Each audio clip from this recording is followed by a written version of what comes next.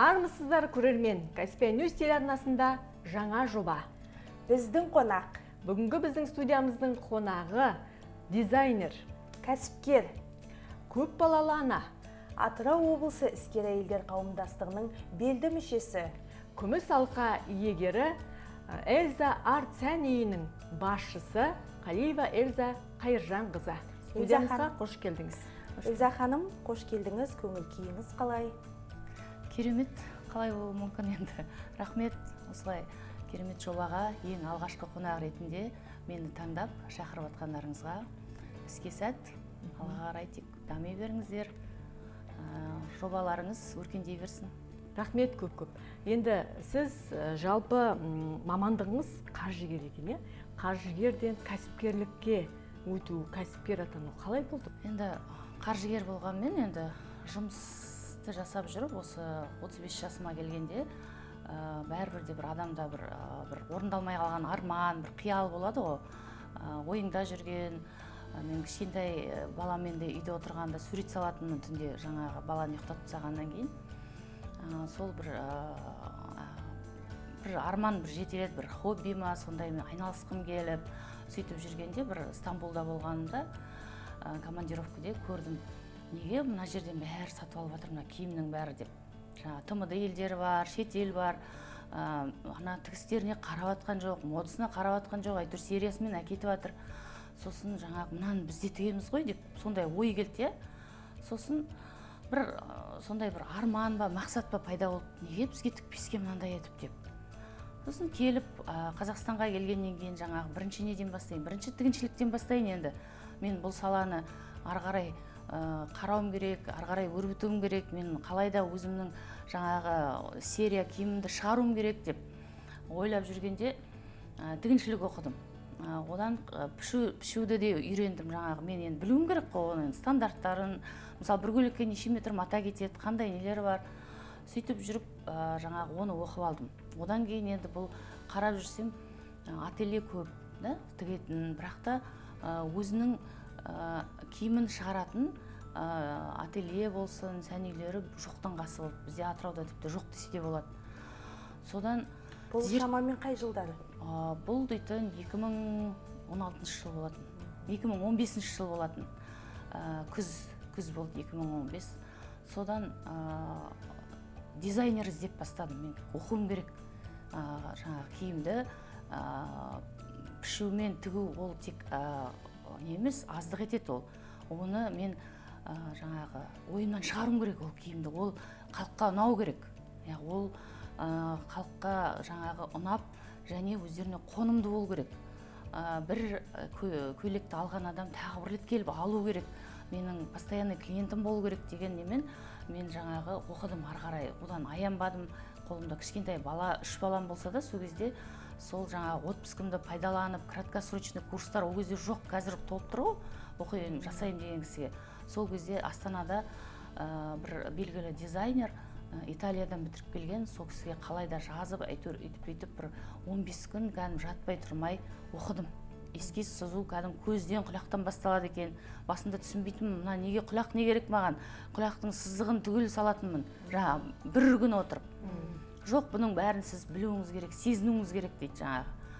Сөйтіп жүріп сол жаңағы дизайнер одежды деген мамандықты игеріп шықтым. Енді өзіме жақын ғой, сурет салам, жаңағыдай айттым ғой. Сөйтіп жаңағы келіп, енді мен қалайда енді ашуым керек деймін жаңағы. Ол кезде жолдасым айтам, сен енді бұл қызық екен, сен жаңа бұрын тікпедің, бұрын бұл салада жүрген жоқсың, саған бұл не керек дейді. Бәрі жетіп жатыр, жұмысың бар, саған не керек ол дейді. Жоқ, мен мынаны жасауым керек деп. Сол кезде икемділік сізге көмектесті ме, әлде қызығушылықпен осы салаға келіп қалдыңыз ба? Мен қызығушылықпен келдім, қызықтым кәдімгідей, қызығып, мен жасауым керек, қалайда жаңағы осы нені шығаруым керек. Отандық өнімді шығаруым керек деп. Бірақ келіп қарасам жаңа матаның біреуі де бізде Қазақстанда шықпайды екен, жаңа шикізат. Мата түгіл ілгек шықпайды. Біздің халық әдемілікке, соның ішінде батыс, Атырау, біздің жылтыраған әдемі киімдерді жақсы көреді. Қасымызда Ақтау, Маңғыстау тұр, олар қазақиді киінеді. Біздерде ол кезде көп нетпейтін жаңағы. Бізде жоқ болды. Сөйтіп өзімнің нишамды таба алмадым басында. Деловой стильді де тігіп көрдім, повседневныйды да тігіп көрдім, бәрін де шығарып көрдім. Бірақ жаңағы фишкаңыз талабына, заманның несіне сай, сол кезде жаңағы заказға кетті жаңағы менің тігіншілерім. Заказ келіп тұрады, мен тойға көйлек тігіп береді, сонымен кетіп қалдым. Бірақ мен онымен жаңағы нетпедім, маған коллекция шығару керек. Мен шығарып жатырдым уже 2016-да, мен дейтін майда уже аштым. 2015-те жаңағы арман пайда болды, мен 2016-ның майында аштым уже. Бірден сән үйін қалыптастырдыңыз ба сол кезде? Ол кезде ателье болып аштық, бірақ жаңағы 6 машинкамен жайлап бастадым. Жаңағы азын-шоғын мата сатып алып келіп Алматыдан. Тігіншілер болды, иә? 2-3 тігінші болды, сөйтіп бастаған болатынбыз. Жаңағы осындай көйлек деп шығарып бастағанбыз. Көйлектеріміз жаңағы Шарбақтағы кішігірім үйім болды, сол жерден бастап тіккен, сол жерден өтіп кетіп тұрды менікі киім. Сұраныс болды. Сұраныс болды, бірақ сонда да жаңа ашуым керек, мен қалайда ашуым керек деп сөйтіп сол кезде ашқан болатынмын. Ол кезде жаңағы Дина базар дейді, бір бутигін алып арендаға сөйтіп ашқан болатынмын. Бірақ жаңа заказбен кетіп қалды көбі. Ол жерде енді кішкентай помещение болды, сонымен сөйтіп жаңағы Мисс Қазақстан Атырау дейтін болды, соған жаңағы көйлектер тіктік. Сондай бір жобаларға қатысып тұрдым көбінесе. Мен енді бұл жерде заказға тігуге келген жоқпын ғой деп, мен неде болса өзімнің таныстыруым керек, өзімнің өнімді, өзімнің видением дейді ғой, жаңағы келеді кісілер, маған осындай көйлек тігіп берші дейді, мен көріп тұрмын оған үйлеспейтінін оның. Ана жылтыраған фотодағы, инстаграмдағы алып келеді, міне осындай тігіп бер деп. Ал енді мен дизайнер ретінде мен түсіндіруім керек, что ол бұған үйлеспейді. Сіздің дене пішіңізге мен мысалы үйретті ғой, цветотипы, қандай түске қандай түс жарасады, я болмаса қандай 5 түрлі фигура болады, оны мысалы фигурасын қалай еткенде қандай киіммен оған жарасымды болады деген сияқты. Сондай нелерді оқығасын түсіндіруге тырыстым. Енді түсінген түсінді, түсінбегені жаңағыдай өзінің несімен кете берді.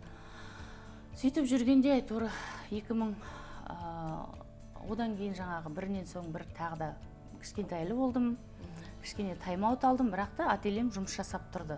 Өзім қаржыгер мамандығы жаңағы жұмысым да болды. Сөйтіп жүргенде жаңағыдай демек қаржыгер оқыған мамандығыңыз осы кәсіпте пайдасы тиді ау да? Иә, әрине, қаржыгер болғасын мен жаңағы финансовый видение дейді ғой. Қаншалық бағытта дұрыс ұйымдастыра білдіңіз ғой деген. Иә, оның бәрін мысалы мына көйлектің бағасы қанша болады, я болмаса бұны қаншаға сату керек, шикізатты ақтай ма деген секілді. Мен мысалы қазір сатып жібере бергенмен мен пайда көрмесем, мен бір күні өшем да, ол арман өшеді жаңағы өзінің пайдасына келмесе. Менің бір керектілік нелерімді жауып тұрмаса, мысалы осындай сән апталықтарына шақырады, мен ол жерлерде бәрі ақылы мата алып, тағы да басқа әдемі маталар әкелу үшін маған қаржы керек. Мен кредитсіз бастадым, мысалы жайлап. Ары қарай өсу үшін маған не керек болды, сол үшін мен қаржыгер мамандығым, мен санап үйрендім. Любой нәрсені санап, есептеп, доходы, расходы, приход, расход деген сияқты нелерді көп жүргіздім. Соны үйреттім өзімнің мамандарыма. Сол жылдары жаңа кәсіпті қолға алып жатқан кезде 3-4 адаммен бастадым дедіңіз. Сол кездегі мен қазіргі таңда қаншама адамдарға жұмыс, яғни қанша қазіргі санын атап өтсеңіз жұмыскерлердің? Енді қазір 20-ға жуық қыз-келіншек жұмыс жасайды бізде цехта, 2-ші этажымызда. Жаңағы біз енді оған тек қыз-келіншек? Қыз-келіншектер қазіргі неде енді неге десеңіз, жігіттер енді мынандай, білмеймін, әлі бізге келе қойған жоқ. Басқа жерлерде бар шығар, біздерде ата-ана баласын ондайға жібермей ма, енді қыздардың өздерін ол мамандық емес деп есептейді әлі де. Атырау өңірінде дамый қоймаған. Иә, Атырау өңірінде мысалы бізде мектеп бітіріп жатырған қайда барып жатыр? Жаңағы юристке, айтишникке, неге, бірақ дизайн, я болмаса тігіншілікке бере бермейді. Сондықтан енді қыздарды қазір икемі келген, құттайынан жақсы білетін тігіншілер болады ғой, мамасы тігетін оларды өзіміздің немізге, технологиямызға үйретіп алып жатыр. Енді осы жерде айтып кетейікші, отбасыңыз туралы, ата-анаңыз туралы айтыңызшы. Мына қарым қабілеттің бәрі ананың ақ сүті мен әкенің қанымен сіңеді дейді ғой. Сіздегі икемділік қайдан келді деп ойлайсыз? қалай келді, байқадыңыз ба? Анаңыз мүмкін кішкентай кезінде қасыңызға алып отырып тіккен шығар. Енді мен ата-анам қарапайым отбасынан шықтым өзім. Ата-анам енді совет үкіметінде кәдімгі жұмыс жасаған, ол кезде жаңағы үкіметке жұмыс жасайды, қарапайым отбасынан шықтым деп жаңа айттым. Біздер мен мектеп бітірген жылдары, енді жаңа 90-шы жылдары, ол кезде құлдырау заманы, жаңа ақша жоқ, оқудың жайлап уже ақылы болып жатқан кезі.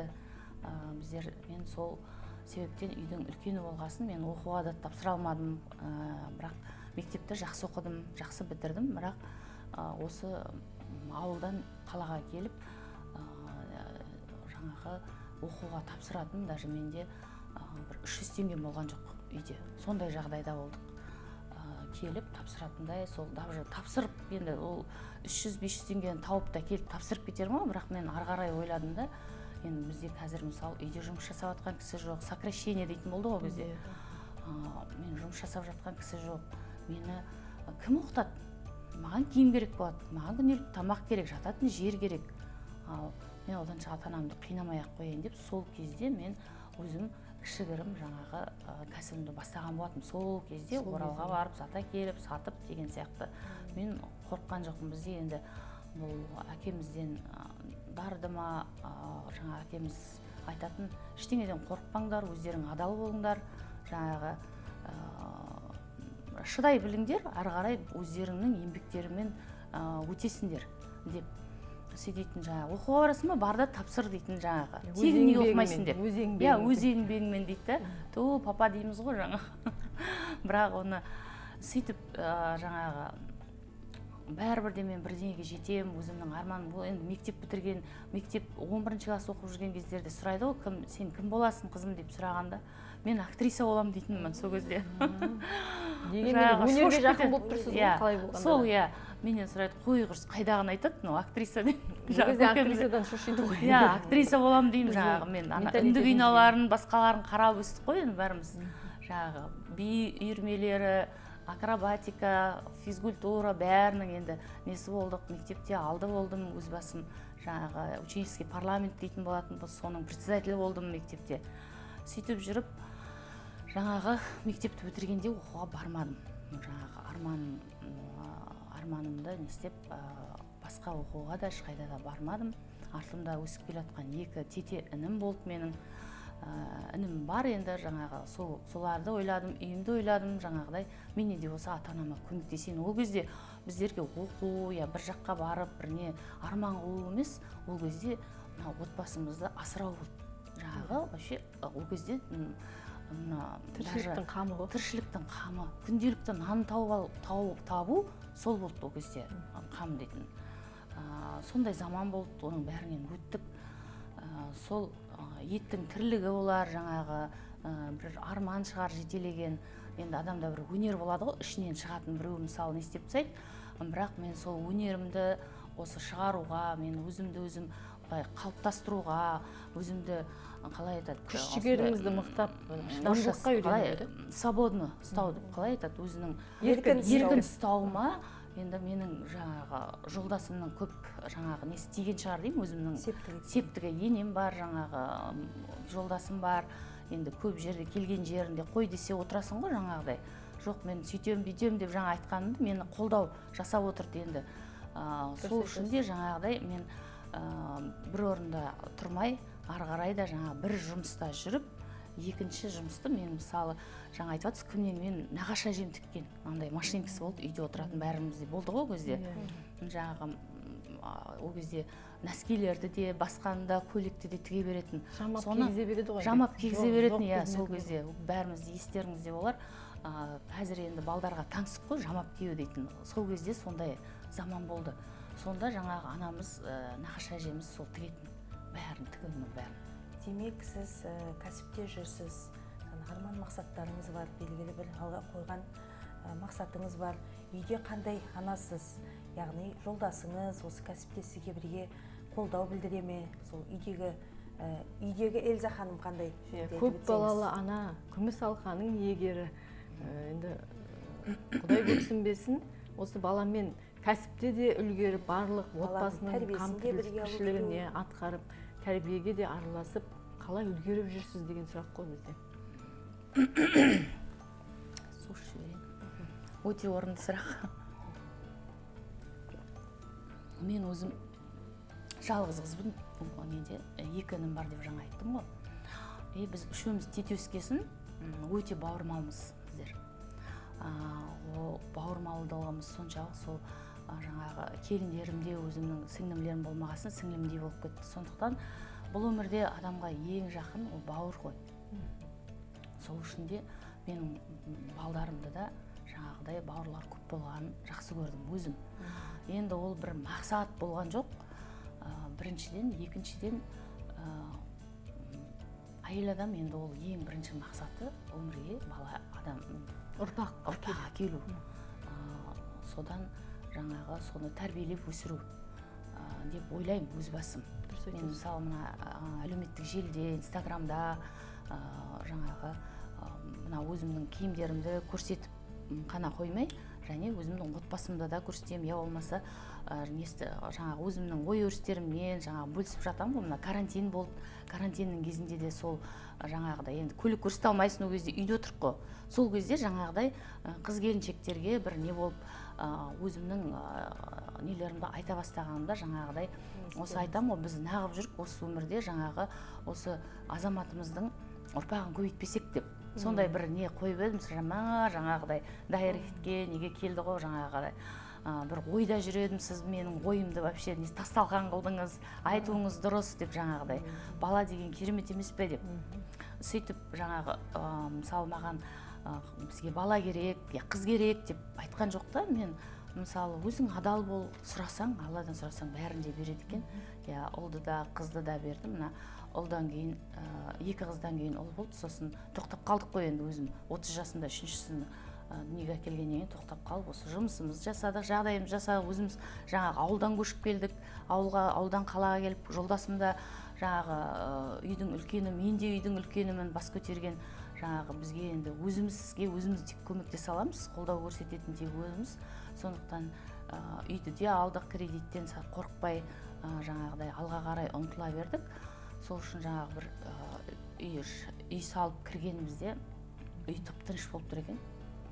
2015 жылы жолдасым айтамын, үй тып-тыныш та, каждый 3 бала 3 комнатында отыр, уже өсіп қалған балдар ғой. Айтамын, мына үйдің ішін баламен толтыру керек қой деп. Сәби күлкісі керек. Соны аумен деген болып тұр ғой, бір Алла тағала. Сөйтіп жаңағы 38-40-42 жасымда бірінен соң бірі болып кетті. Енді менің енді жолдас күйеуге шыққасын, сол шаңырақтың ұрпағын көбейту, ұрпағымызды көбейту, саналы ұрпақ болу үшін оны тәрбиелеу керек. Сол бәрі біздің мақсатымыз деп ойлаймыз. Мына жұмыс, кәсіп ол екінші жүру керек негізінде. Мына әйел адамның бірінші мақсаты ұрпақ тәрбиелеп, оны өсіру, оны тек просто біреулер жаңа не істеп жатады, тек туа салып бес, мен тек көп балаланан, оның каждайын жетілдіріп, оны өмірге бейімдеу. Жаңағы қазір маған қыздар жаңағы оқуға келеді, қасымда жаңағы жүреді, жаңағы қалай не істеймін, кәсіптен бөлекте жаңағы сіз мына баланы қалай тәрбиелейсіз, сол маған қызықты дейді. Жаңағы кәсібін уже дөңгелентіп не істеп алған қыз келіншектер де бар. Мына баланы қалай тәрбиелейсіз, сол қызықты маған деп сөйлейді. Жаңағы үлкен қызымыз қазір университет бітіріп жатыр, шетелде оқиды. Аллаға шүкір, кеше дипломын жаңағы өзі жазып, 43 бет ағылшынша жазып, авиация саласында соны оқуын жаңағы 5-ке өзі жаңағы не істеп тапсырып, ол жақта енді жаздыру дейтін жоқ қой, өзі жазу керек бәрін біліп қалады. Сөйтіп жаңағы бізді ертең ноябрьде сол вручениесіне университет шақырып жатыр Европаға. Соған барамыз. Кішісі енді тек 2-де ақкенжеміз. Ол тек балабақшаға барып жатыр. Құтты болсын.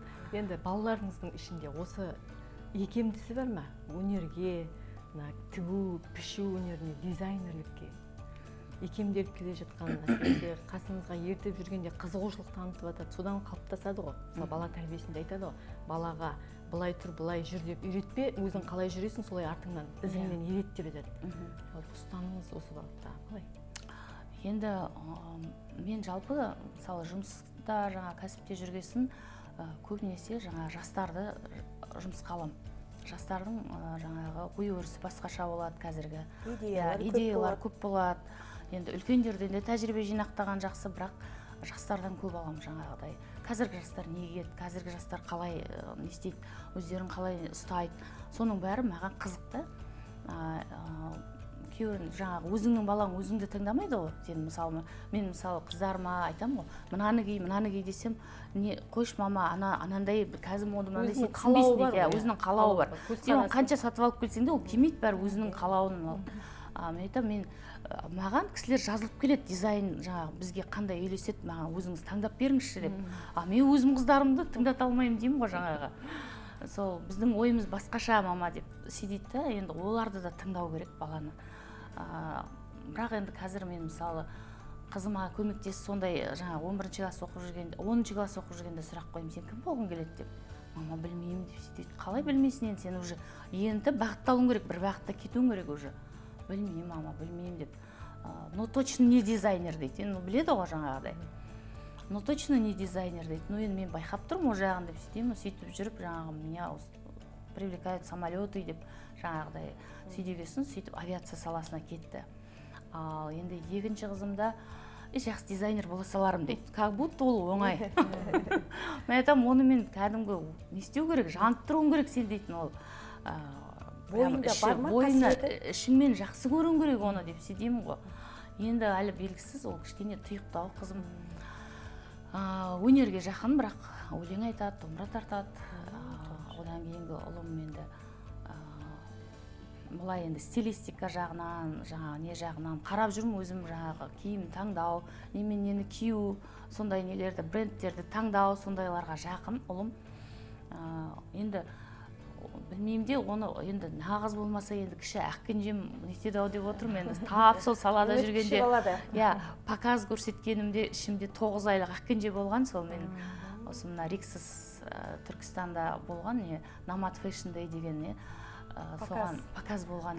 Демек сіз осыған дейін қаншама қандай показдарға қатыстыңыз, қаншама показдар сән көрсетілімдер.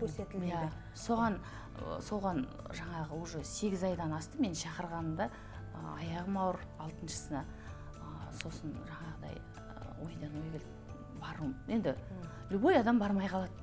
Мені самолетке отырғызбайды уже 8 айдан асқасын. Сөйтіп ойладым, сосын мен қыздарыма жұмыс керек.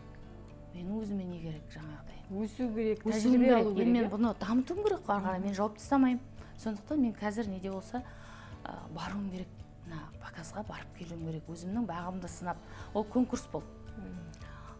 Баруым керек деп қасыма 2 администраторымды алып алдым да, жаңа пойызға мініп билетпен барып келдім.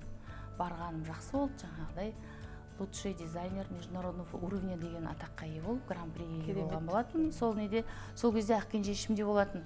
Енді ойлаймын, сол өнерге жақын болатын болар осы. Енді біреу болмаса біреу неде. Жалпы негізі мен қалайсыз ғой жалпы? Жалпы қалайсыз ғой? Әрине қалаймын. Әдемі өнер жұмыс, әдемі өнер.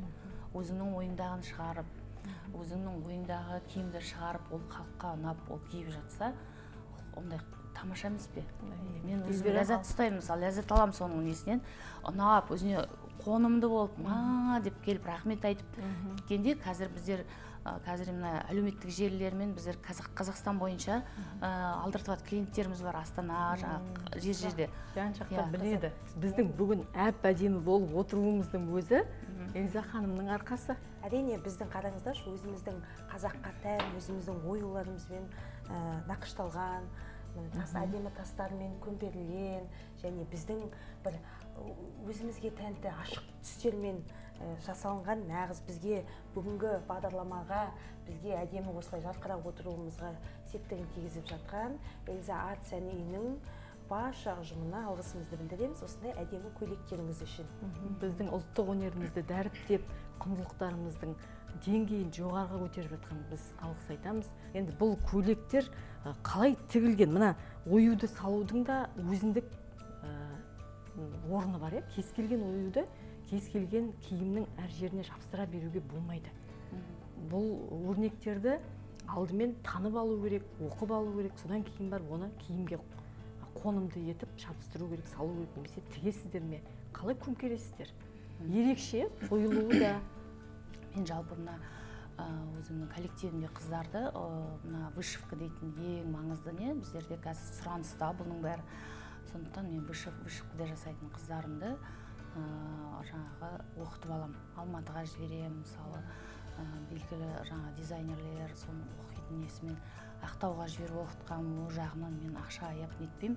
Ол енді жаңағыдай ішіндегі именно суретшісін именно осын жаса, сосын келіп іште басқа қыздарға үйретеді. Қазір бізде 6-5 вышивкаде отыратын қыз бар, солар жаңағы осылардың бәрін жасап жатыр. Мынау енді кеше Уральск Fashion Week'та тігілген соңғы топтамамыз. Осындай күлгін жаңағы түсте, әдемі модный түсте бұның бәрін жаңағы цветтерін сәйкестендіру, бәрін де қарап өзім жүремін. Ең соңында показдың киімдерін біздер өте тщательно қараймын, потому что енді мынандай көйлекке апарып қызыл нені салып қоя алмайсың, иә? Өзі келу керек, ол бір түсі келіп тұру керек, және оны адам кигісі келу керек. Просто қамажай көйлекті де кие бере алмайды да адамдар. Бірақ та мынандай мысалы тройка қылып тігіп қойсаң, қарасаң бір қазақша ою да бар да, киюге болады тойға да, неге де. Кез келген күні, кез келген банағы жиын тойға, кез келген мерейтойларға күнделікті киіп жүруге ыңғайлы лайықат етіп жасалған. Даже деловой стильде де киюге болады. Қазіргі даже сот орындаушыларының көмекшілері де қазақша бетіп тігіп берші деп келеді біздерге, заказдар түседі сөйтіп. Бұл сіз демек басқа қаладан алдырасыз, мына принт деп жатырмыз ғой, мата дайын принттегі маталарды Қазақстаннан емес шетелден алдырып жатырсыз. Шетелден, адамға қонымды. Бізде жаңағы біздің клиенттеріміз өте талғампаз. Сондықтан адамға қонымды, ол дышище болу керек, ол қыртысталмау керек жаңағыдай. Сол үшін барынша дұрыс матаны таңдап әкелемін. Ал шетелге сіз өзіңіз, Эльза ханым, шетелде талай сол показдарда, мүмкін бір үлкен жобаларда, конференциялар болып жүрген шығарсыз. Сол жерде шетелдік азаматтықтар біздің қазақтың өзіміздің ұлттық құндылығымызды, ою-өрнектеріміздің, киімдерімізді сұраныс бар ма? Қызығушылығы қалай? Енді мен Париж қаласында бізді посольство неге шақырып, өзіміздің сән көрсетілімізді көрсеткен болатынбыз. Сонда жаңағы Францияда енді жаңағы сән үйлер бар ғой, мықты-мықты. Солардың жаңағы представительдер келген болатын, Dior, Prada сән үйлерінің. Сонда келіп ол кезде мен неден тіккенмін. Тоже ою салдық, біздер вообще жабыстырмаймыз. Мен өзімнің жабыстыру дейтін мен қарсымын. Ол бір күн бәрі салбырап түсіп қалады. Ол сапалы, ол тігілу керек обязательно. Қол жұмысы, конечно, ол уақыт ұстайды, ол өзінің бағасы бар. Но енді жабыстыратындар кісілер де бар ғой, сол жерге барып істетеді, жаңа арзан істегісі келетін. Сонда қарағанда показдан кейін бәрі түсіріп жатыр, жаңағы не істеп жатыр. Показдан кейін жаңа келіп айтады, мынаны ұстап көруге бола ма дейді. Қалай тіктіңіз, қандай, мынау не ою, мынау біздің не ма деп жаңағыдай. Соны қызығушылық танытып жатыр. Қандай әдемі. Мен біздің бұл дейтін ұлттық киім, Қытай Халық Республикасы бар, Америкада бар клиенттеріміз жаңағыдай онлайн алдыртады. Осылай киімдерімізді және жаңағы өзіміздің қандастарымыз бар, сол жақта тұратын. Солар кеше жаңағы тігіп беріп шапанымызды бізге келіп, біздің қандастарымыз жақта 3000 отбасы бар осы Вашингтонда, келіңіз, осы жерде көрсетіңіз, шапан алып келіңіз, көрсетіңіз деп шақырып жатыр енді. Сұранысқа ие. Жалпы енді осы әңгіме барысында көптеген показдарда болғаныңыз жөнінде естіп жатырмыз. Ол атап айтсаңыз халықаралық деңгейде қандай шетелдерде болдыңыз және алға қойған жоспар мақсатыңыз қандай? Сол туралы айтып өтсеңіз. Алда да сізден қандай жақсы жаңалық күтеміз? Енді біздер енді мына үкіметтің қолдауымен былтыр жаңа ғимарат алып соған көшкен болатынбыз. Жаңағы даму фондының субсидиялауымен сөйтіп жаңа грантқа қатысып, машинкелерімізді көбейтіп, қазір енді жұмыс орындарын көбейтіп ашып, жаңағы айтып жатырмын, 20 шақты қыз-келіншек жұмыс жасайды, күнделікті тігіп түсіріп жатыр шоурумға, ол сатылып не істеп жатыр жаңағы халыққа. Сол ол енді біз еще өзімізді таныстыруымыз керек қой енді. Әлі мысалы бәрі біле бермейді. Өзіміздің осы тұрған Атырау біле бермейді бәрі. Отандық өнімді насихаттау керек бір жағынан. Отандық өнім. Сондықтан енді алда қойған мақсат көп, өзімізді таныстыру. Ол енді мен қазір мысалы бала шағам кішкентай болса да, енді шамам келгенше жаңағыдай қалмауға тырысамын. Показ кеше мысалы Оралға барып келдік, Оральск Fashion Weekте. Ол жерде танылдық, әріптестермен таныстық, тәжірибе алмастық дегендей. Осыдан кейін қазір біздер күрделі дайындық үстіндеміз. Стамбул қаласына Түркия Fashion Weekке дайындық үстіндеміз. Соған барамыз, Алла бұйырса, октябрьдің аяғында. Сонда өзіміздің сән көрсетілімізді көрсетеміз. Енді шақырып жатқан жер көп, бірақ енді бәріне бірдей келсе бермейміз. Неге десең, оның бәріне бізге спонсор керек болады, қолдау керек, бару, келу, участиенің өзі де оңай емес. Бірақ енді өзім барасыз да? Иә, модель өздері берсе де жаңағыдай оплатасы арзан емес. Енді жалпы мен былтыр бір жоба бастаған болатын, Атырау Fashion Show деп. Мен неге осы өзімнің білгенімді, өзімнің жолымды неге үйретпеске осы қыздарға деп. Ательесі бар қыз көп, бірақ та показ көрсетуге қорқады, өзінің коллекциясын шығаруға қорқады. Одан қалса жүрексінеді, жаңағы өзінің киімін, өзінің коллекциясын шығарып сатуға не істейді жаңағыдай. Жүрексінеді, өте ма, өтпей ма деген қорқыныш. Солардың бәрін жаңағыдай қазір мен жинап, қасымда бір 10 шақты қыздар бар. Оларға өздерінің коллекциясын шығартқызып, өздерінің логотиптерін, официальный кәдімгі патенттеп, дұрыстап жұмыс жасауды көрсетіп, үйретіп жатырмын. Сол былтыр Атырау Fashion Show 22 деген показымызды, сән көрсетілімізді көрсеткен болатынбыз. Сіз болдыңыз ғой. Көп халық жиналды, орын болған жоқ. Жаңағы сөйтіп дизайнерлерді халыққа таныстырдық. Сол кезде жаңағыдай халық жылы қабылдап, қазір өздерінің тұрақты клиенттері бар, өздерінің шоурумдары бар, уже көйлектерді тігіп шығарып жатыр. Мата келуге де өз бағасына сөйтіп көмектесіп жатырмын қазір. Менің арманым мысалы осы түріктің де көйлектері, жаңа киімдері, қырғыздың, қытайдың толып тұр ғой. Оданша қазақтың дүкені толып тұрсын деген арман. Ательелер тек заказға тікпей, осындай өздерінің брендтерін шығарсын, тіксін. Каждый өзінің саласын тігеді. Мысалы, біреу деловой стиль тігеді, біреу спортивный, біреу оверсі, біреу жастардікі, біреу детский. Тігіп шығара берейік. Мысалы, мен сол мақсатта қазір биыл енді тағы да өткізгім келеді осы Атырауда. Және Атырауға басқа жердің дизайнерлерінде таныстырып, неге біз тек қана басқа жерге барамыз, неге бізді көрмеске.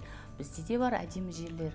Туризмді дамытайық, көрсетейік өзіміздің өлкемізді деп ойлап отырмын. Енді алдағы уақытта сондай нелер показға етақта барып істеп жатырық қой.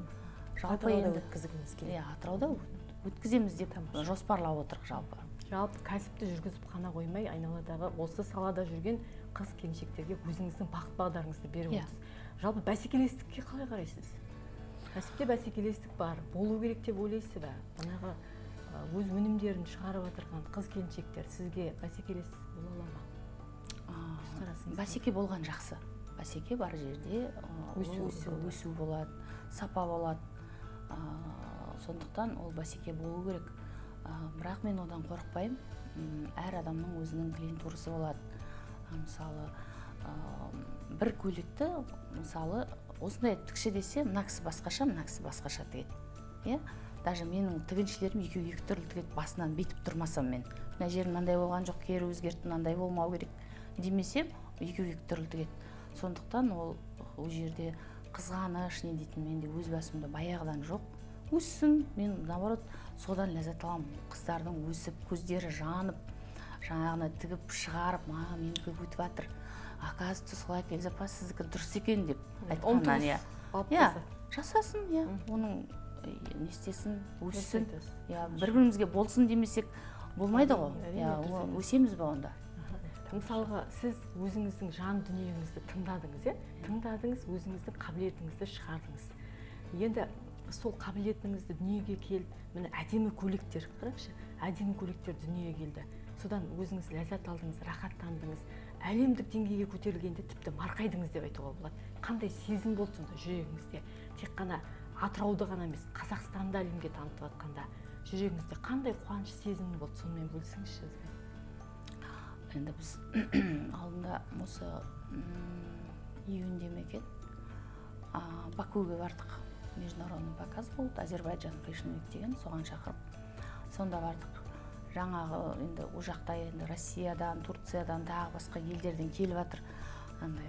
көбінесе ашық шашық жаңағы сондай киімдер, біреу купальник көрсетіп кетті біреуіне. И біз екінші күнінде мен шықтым жаңағыдай қазақша киіммен шықтық қой. Содан жаңағы ол жерде көп эксперттер көп болады ғой енді. Ол жақта басқаша өтеді, бәрі өте үлкен дәрежеде өтеді. И шыққаннан кейін жаңағы қазақша киініп жүрген қыздарымыз бар ғой, енді мен қазақша киім болып бір анандай не болып барған жоқпын. Современный стильдегі қазақша киім. И соны көрсеткенімді келіп, бәрі келіп жаңағы модельдермен суретке, можно с вами, сізбен бола ма суретке түсуге деп. Қызығушылығын. И келіп маған жаңағы фотоға түсіп жатқанда бір Санкт-Петербургтан келіп тұрған бір стилист жігіт айтады: спасибо, что вы создаете такую красоту дейді. Казахи сегодня сделали подиум дейді. Тамаша. Сөйтеді жаңағыдай. Сонда жаңағыда өзіңнің неңді тұлға болып қалды. марқайып, жаңағы өзіңнің қазағыңның сондай бір тарихы ғой мынау дейтін, иә, бір қазақтың өзіне бір туа біткен, жаңағы қазақта бар. Иә, қазаққа ғана сай, мысалы мынандай камзолда киіп отырып, жаңағыдай басқа жерде басқаша, мысалы бізде өзі не деген керемет қалыппыз деп, мен сондай қазақ болып туғаныма сондай патриоттық сезім, сондай не болады да сол жерде. Мен мысалы қай жерге показға барғанда мен қандай коллекция шығарам дегенде ой туғанда сразу мен тек қазақша. Мен ол басқа ой тумайды, неге десең ол жерлерді сен ештеңемен таңғалдыра алмайсың. Тек қана өзіміздің ұлттық киімімізбен, осындай отандық немізбен, және осындай ою өрнекпен өзіміздің үкіміз бар, өзіміздің жаңағыдай вышивкамыз бар, осындаймен тек қана оларды таңғалдыра аласың. Және біздерде жабық киеміз ғой, мысалы жабық болса да сол бір стильно, строго, но эффектно көрінеді соның бәрі. Тамаша. Енді бүгінгі біздің эфиріміздің уақыты тәмамдала келді. Өте керемет әңгіме болған секілді. Біз де тамсанып, сізге қарап, қызығушылықпен қарап қалдық. Өте керемет, өте жақсы. Жасасын отандық өнім. Иә, әрине. Эльза арт студиясына үлкен табыс тілейміз. Осындай әдемі өнерді дамытып, әдемі өнерді халыққа көрсетіп, тек қана әдемілікке бөліп айналаңызды жүре беріңіз. Біраз адамға жұмыс беріп отырсыз, біраз адамға тіршілік көзін көрсетіп отырсыз. Бұның өзі үлкен еңбек, үлкен қажырлықты талап етеді. Сондықтан сізге денсаулық тілейміз. Рахмет. Өсей беріңіздер, дами беріңіздер. Мінекей құрметті көрермен, Каспий Ньюс телеарнасының біздің қонақ хабары осымен тәмам. Амандықпен жүздескенше.